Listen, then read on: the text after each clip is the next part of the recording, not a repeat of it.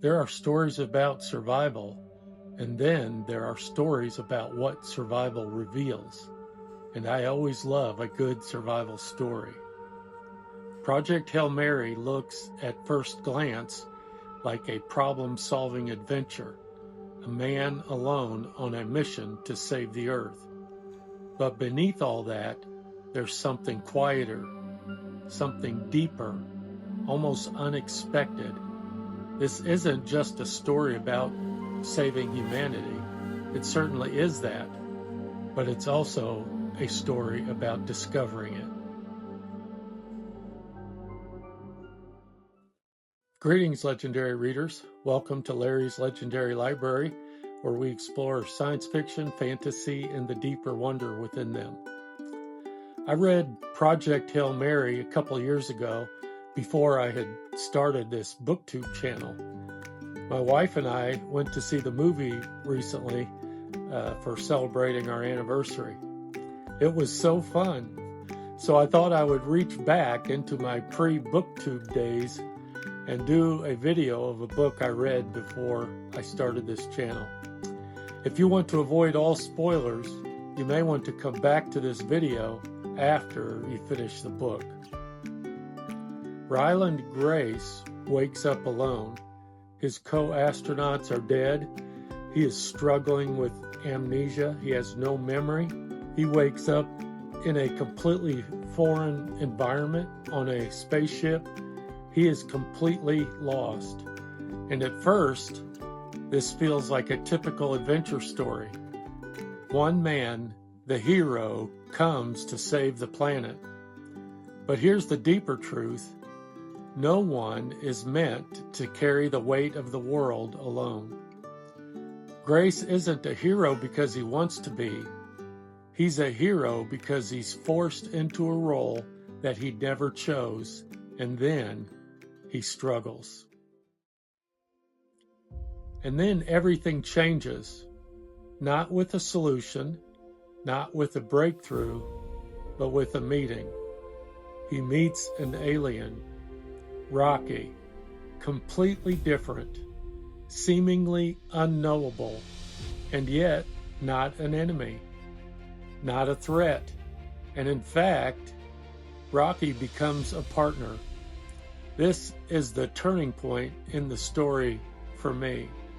Not scientifically, but philosophically, because the deepest wonder in Project Hail Mary is this. Grace and Ruiqi shouldn't be able to communicate. They shouldn't be able to trust each other. They shouldn't be able to work together, and yet they do. Not because they're the same, but because they are both alone. Both their planets are in grave danger from astrophage, so they are willing to bridge the difference. This story celebrates science, absolutely. Problem solving, experimentation. The science is everything that a science fiction fan loves. But here's a deeper layer. Science alone doesn't save the world. Grace could not succeed without Ruiqi, not just in the practical sense, but emotionally. Because what ultimately sustains him isn't just oxygen or food, it's companionship, it's laughter, it's shared purpose, it's someone else saying, you are not alone. And then comes the moment, the real test, not a test of strength, intelligence, or ingenuity. He is given a test of character. Grace is given a way out, a path home, and a chance to survive. But instead, he turns back, not for earth, not for glory, but for his friend.